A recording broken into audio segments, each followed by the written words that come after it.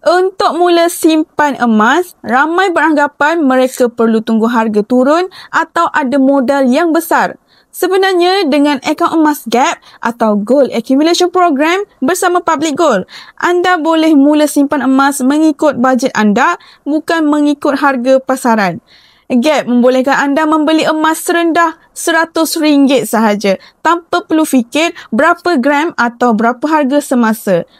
Setiap kali anda tambah simpanan, sistem akan menukarkan nilai ringgit anda kepada berat emas dan direkodkan dalam akaun emas yang patuh syariah. Keuntungan sebenar simpanan emas bukan pada beli emas dengan harga termurah, tetapi pada konsistensi mengumpul gram emas demi gram.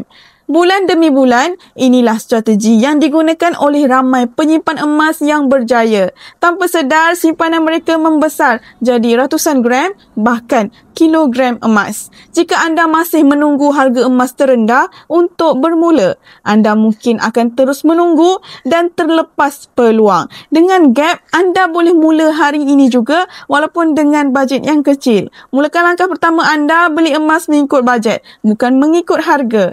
Bagi yang berminat untuk menabung simpanan emas bersama Public Gold, boleh rujuk pin video saya 5 langkah mudah untuk daftar akaun emas secara percuma sahaja. Dan saya akan bimbing anda sebaiknya. Follow for more.